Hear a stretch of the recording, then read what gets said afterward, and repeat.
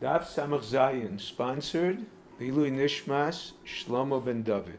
Seizing a fellow Jew's slave to work him during his time of leisure. Although slaves in general are profitable, that is, they work more than they consume, working him overtime would somewhat weaken him.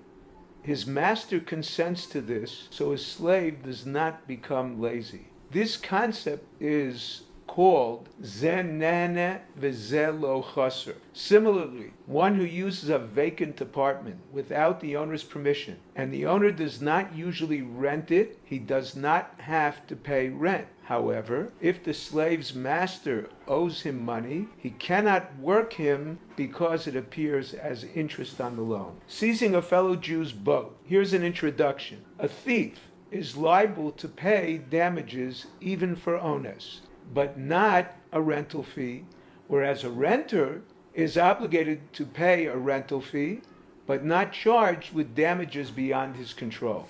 Rav says, in this case, he can claim either damages or a rental fee.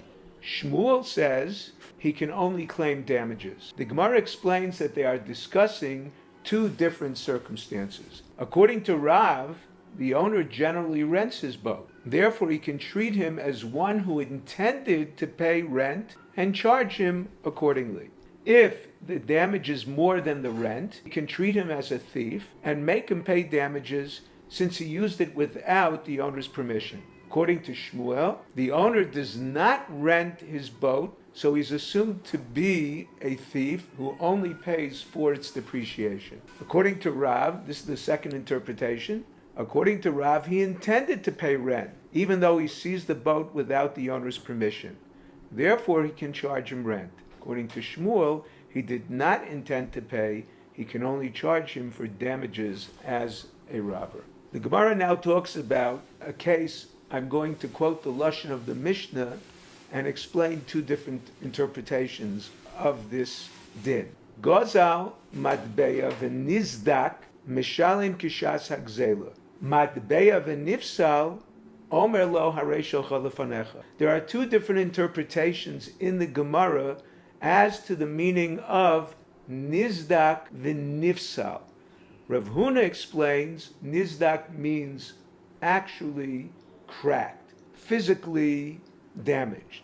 The coin was physically damaged. Nifsal means coins removed from circulation by royal decree. The Gemara distinguishes the latter from stolen, spoiled fruit or wine that turned into vinegar. Although the coins are unusable, they did not change physically, therefore the thief can return them, whereas the smell of the fruits and wine have changed, therefore he must pay the victim according to their value, kishas gzela. The second opinion is Rabbi Yehuda. He holds nizdak means removed from circulation by royal decree.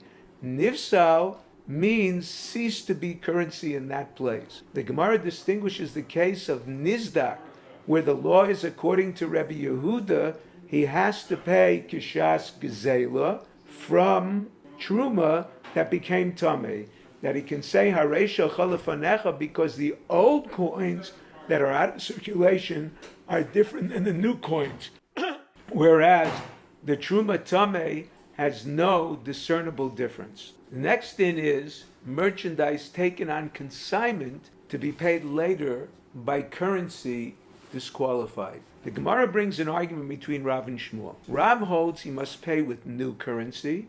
Shmuel holds even with the old currency, as long as its currency is valuable in some place. According to Rav Nachman, he can pay with the old currency only if the seller intends to travel there. According to Rashi, their argument applies only to a purchase on consignment and not to a loan. In the case of a loan, he can return even the old currency. Coins used to redeem Meiser Sheni. This din is related to the previous halacha. A brisa states that coins that are currency somewhere in the world can be used to redeem Meiser Sheni, even though the money has to be spent in Yerushalayim. Apparently, the definition of currency does not depend on the recipient traveling to the place where it circulates. However, Shmuel requires the person to travel there only where kings do not permit their citizens to keep foreign currency, but do not check everyone so carefully, so as long as the money is concealed, it will not be confiscated. Therefore, the seller can travel with the money where it circulates. The Brisa of Meiser Sheni refers to kings that do not object to their citizens being in possession of foreign currency, so the merchants in Yerushalayim can pass individual currencies to people traveling there. In cases where kings actively search people to confiscate foreign currency, even coins of Eretz Yisrael cannot be used to redeem Meiser Sheni when in another land, since they are likely to be confiscated. However, if it is currency of the land where he is presently located, he can redeem Meiser Sheni because he can purchase an animal wherever he is and consume it in Yerushalayim. Because of these issues, when we were a sovereign nation, all currencies were acceptable in Yerushalayim. However, when foreign powers ruled, we could no longer control currency issues.